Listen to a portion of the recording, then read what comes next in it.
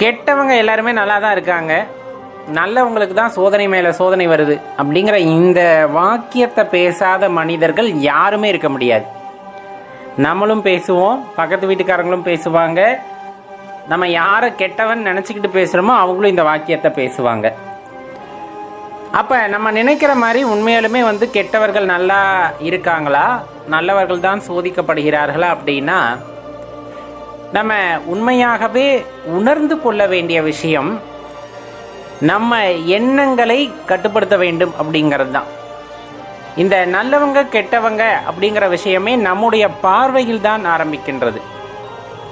உண்மையாகவே ஒரு மனிதனை எடை போடக்கூடிய ஆற்றல் நமக்கு இருக்கிறதா அப்படின்னு முதல்ல நம்மளை நாமே கேட்டுக்கொள்ளணும். இது யாரையும் குறை சொல்வதற்காக இல்லை.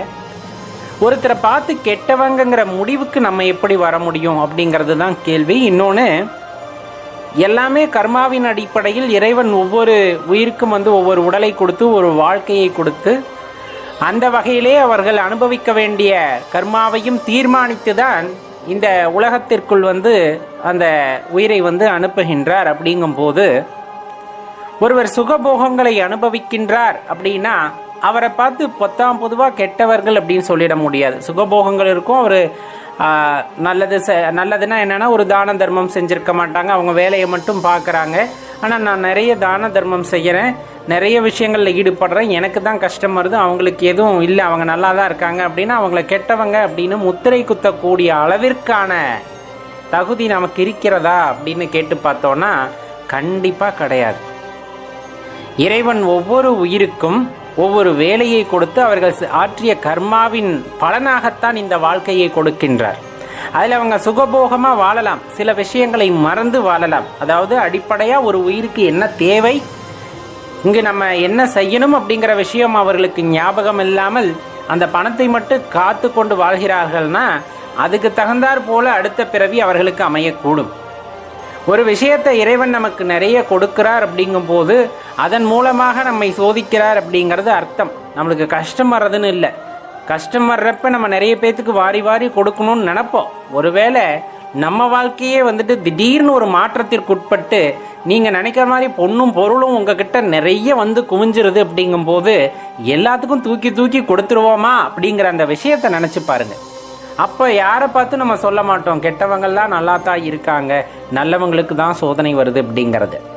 நம்ம எதை வச்சு எடை போட்டுறோன்னா அவங்கக்கிட்ட இருக்க பொன் பொருள் அந்த விஷயங்களை வச்சு அவங்க கெட்டவங்க, அவங்க நல்லா இருக்காங்க அப்படின்ற மாதிரி நம்ம போயிடுறோம். கிடையாது. யாராக இருந்தாலும் அவர்களுக்கு என்று ஒரு கர்மா இருக்கிறது, அவர்கள் அதை அனுபவித்து கொண்டு தான் இருக்கிறார்கள். வெளியே பார்ப்பதற்கு ஒய்யாரமாக சீவி சிங்காரித்து கொண்டு ரொம்ப மெடுக்காக இருக்கிறவங்க மனதில் இருக்கிற கவலையை கேட்டால் தான் அவங்க சந்தோஷமாக இருக்காங்களா இல்லையாங்கிறது தெரியும். ஆனால் அவங்க வெளிப்படையாக எதுவும் சொல்வது இல்லை.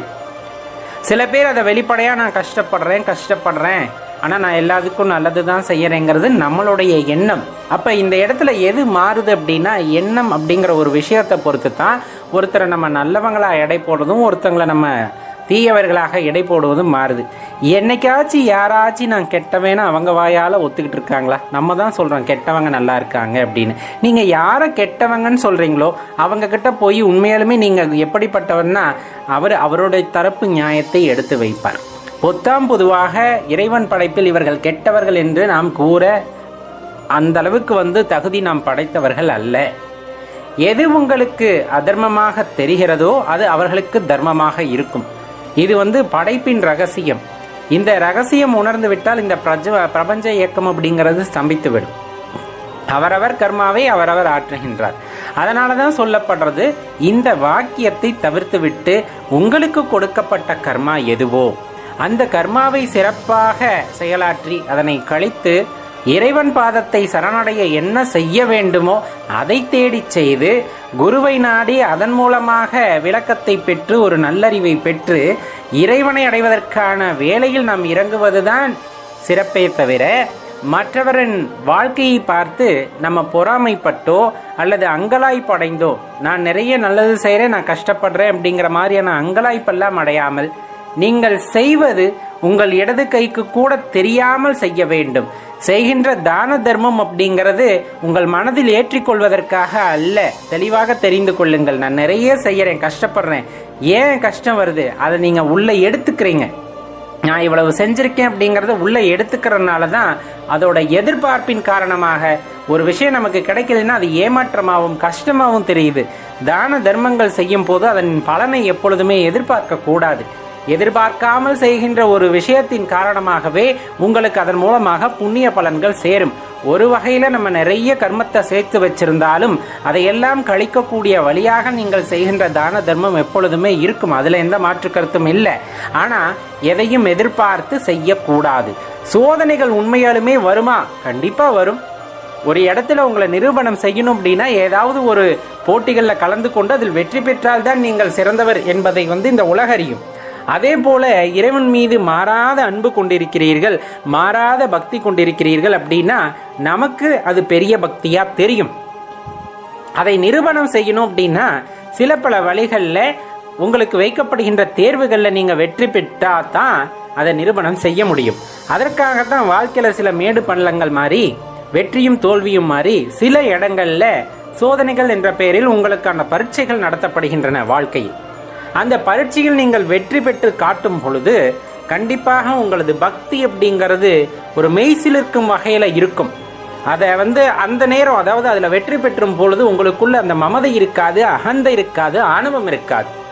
அதையெல்லாம் ஒடுங்கி கடைசியா உங்கள் பக்தியானது அந்த இடத்துல நிலைத்திருக்கும்.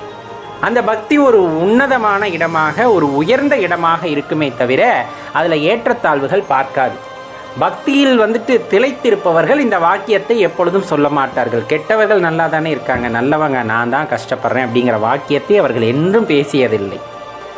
தனக்குள் இருக்கின்ற இந்த அரும்பெரும் ஆத்மாவாம் அதுக்கு ஒரு இன்பத்தை உண்டாக்க வேண்டும் என்றால் இறைவனை சரணடைந்தாதான் வழி அப்படிங்கிறத தெரிந்து கொண்டு இறைவனை பற்றிய சிந்தனையே தான் அது இருக்குமே தவிர மற்றவர்களை பற்றி ஒரு நாளும் எண்ணாது. மற்றவர்களை குறை சொல்ல வேண்டும் என்றும் அது நினைக்கவே நினைக்காது. அப்படிப்பட்ட வாழ்க்கை அப்படிங்கிறது மிக உயர்ந்த ஒரு வாழ்க்கையாக இருக்கும் அப்படிங்கிறத தெளிவாக தெரிஞ்சுக்கணும்.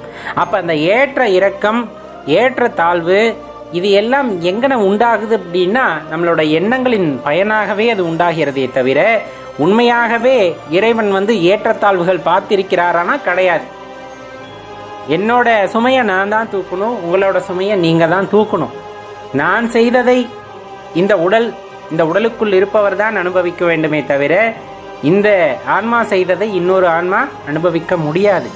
இது தாற்பயம். இதை நாம் என்ன இல்லை என்று மறுத்தாலும் அதுதான் நடக்கும். அது நம் முன்னோர்கள் நமக்கு கூறியது. அதே போல்தான் நிறைய விஷயத்தை நம்ம பார்த்திருப்போம். கர்மா அப்படிங்கிறது கண்டிப்பா நீங்க செய்வதற்கு ஒரு எதிர்வினை உண்டு அப்படிங்கிறதுல எந்த மாற்று கருத்துமே இல்லை. அதனால செய்வதை நல்லதாக செய்யுங்கள், அதுவே உங்களுக்கு திருப்பியும் வரும். இல்லை எதுவுமே செய்யாம இறைவனின் சிந்தையிலேயே இருக்கிறீர்கள், அவரோட நினைவிலேயே இருக்கிறீர்கள் அப்படிங்கும் போது அதற்கான பலனும் உங்களுக்கு கைகூடும். இப்ப என்ன பொறுத்தளவு நான் செய்யறது புண்ணியம் அப்படின்னு நினைக்கிறேன் அப்படின்னா அந்த காரியம் பிறர் ஒருவருக்கு பாவமாக இருக்கும். இந்த வகையில பாத்தீங்கன்னா நம்ம செய்வது எல்லாம் கர்மாவாக நம்மை பின்தொடர்கிறது. அதனாலதான் இத்தனை பிறவிகளை நாம் எடுக்கின்றோம். ஒருவரை நான் கோபத்தில் அடிச்சிடுறேன் அப்படிங்கும் போது அது கர்மாவா என்ன தொடரும். பெரிதொரு சமயத்துல அதே அடி எனக்கு விழுகும். இது வாழ்க்கையோட யதார்த்தம். புரிந்தவர்கள் நன்கு உணர்ந்திருப்பார்கள். சரி, எந்த விதமான பாவத்தை இறைவன் ஏற்றுக்கொள்ள மாட்டார் அப்படின்னம்னா நிறைய வகைப்படுத்தி சொல்லலாம். அதுல குறிப்பா ஒன்று சொல்லணும்னா அடியார்கள் மனது அப்படியே வெம்பி நிற்கிறது. அடியார்கள் பக்திக்கு இடையூறாக ஏதேனும் பிறர் செய்கிறார்கள், அவர்களை வஞ்சிக்கிறார்கள் அப்படிங்கும் போது கண்டிப்பா அதை இறைவன் பொறுத்து கொள்ளவே மாட்டார். ஏன்னா நம்ம ஏற்கனவே நிறைய சொல்லணும் இல்லைங்களா? நீங்க எந்த பாவம் செய்தாலும் அது பாவ புண்ணிய கணக்குகளிலேயும் கர்மாவாக அது தொடரும். அது அடுத்த ஜென்மத்திலோ அல்லது இந்த ஜென்மத்திலோ கால நேரத்திற்கு ஏற்றார் போல அதற்கான பலனும் உங்களை சேரும். அதுல எந்த மாற்று கருத்தும் இல்லை. ஆனா இந்த ஒரு பாவம் அப்படிங்கிறது, அதாவது தன்னை முழுமையாக சரணடைந்து செய்து கொண்ட ஒரு சிவனடியாருக்கோ அல்லது பக்தருக்கோ அவர் மனதில் இருப்பதெல்லாம் சிவபெருமானாக இருப்பார். அவர் தான் எல்லாம் அப்படின்ட்டு இருக்கவரோட பக்தியில போய் ஒருத்தர் தலையிடுறாரு அல்லது அதை குறுக்கிடுகிறார், அதை தடுக்கின்றார், அதை ஏதேனும் ஒரு வகையில் கெடுத்துவிட வேண்டும் என்று இழிச்சொல் பேசுகிறார். இப்படிங்கிற மாதிரியான செயலை யாரேனும் செய்தால் கண்டிப்பா அந்த பாவத்திற்கான பலனானது உடனடியாக கிடைக்கும். இது பெரும்பாலும் ஒருவரின் மனதை கெடுக்கின்ற வேலை. ஒருவருடைய கொள்கையில் தனது சித்தாந்தத்தை திணிக்க வேண்டும் என்று யாரேனும் முயற்சி செய்தால் அது தவறுதானே. பொதுவாக சொல்வது, எல்லா மனிதர்களுக்கும் தனிப்பட்ட கொள்கை இருக்கும். ஒவ்வொருவரின் கொள்கை ஒவ்வொருவருக்கு உத்தமமான விஷயம், அதுல மாற்று கருத்தை இல்லை. ஒருவர் கொண்ட கொள்கையை பற்றி அவதூறாக பேசுவதோ அல்லது அதை இழிந்து பேசுவதோ எந்த உரிமையும் நமக்கு கிடையாதல்லவா. அப்படி சிவனடியார்களை நிந்தித்தலும், சிவனடியார்கள் பக்திக்கு ஊறு விளைத்தலும், அதே போல அவர்களை இழிந்து பேசுதலும் அப்படிங்கிற பாவத்தை செஞ்சவங்களுக்கு கண்டிப்பா அதற்கான பலனை இறைவன் அவ்வப்போதே கொடுத்து விடுவார். அவர்கள் வாழ்கின்ற காலத்திலே. அது இயல்பாகவே நடக்கக்கூடியது. சாபம் இது மாதிரி விஷயங்கள் இல்லை. யதார்த்தத்தை புரிந்து கொள்ளுங்கள்.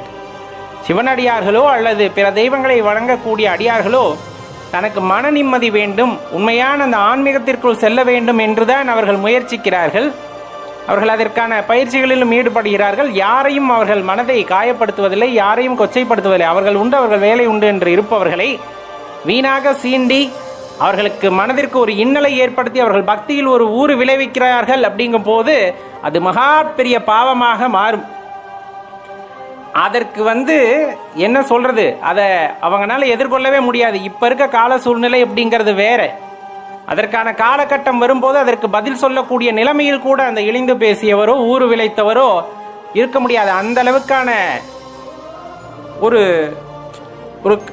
ஒரு நிலையானது அவர்களுக்கு உண்டாகும். இது வாழ்க்கையில யதார்த்தமா கண்டுகொள்ளக்கூடிய விஷயம். கண்டிப்பா இங்க இருக்கக்கூடிய சூழ்நிலைகளில் எல்லாருமே காண போகிறார்கள்.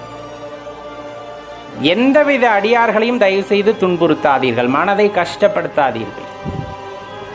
அது இப்ப விஷ்ணு பகவானை வழிபடுறாங்கன்னா அவர்களுக்கு அடியாராக இருக்கிறார்கள், எல்லாத்தையும் சரணடைந்து விடுகிறார்கள். இறைவன் ஒருவரை பல நாமங்களில் நாம் வழிபடுகின்றோம், அவர்களை நாம் சரணடைந்திருக்கின்றோம். அப்ப எந்த காலகட்டத்திலும் பிறரை இகழ்ந்து பேசாதீர்கள். தனது அடியாருக்கு ஒன்றென்றால் முன்னாடி நின்று அவர்களின் துயரை துடைக்கக்கூடியவர் அப்படிங்கிறவர் சிவபெருமானா இருப்பார். காலம் பதில் சொல்லும்.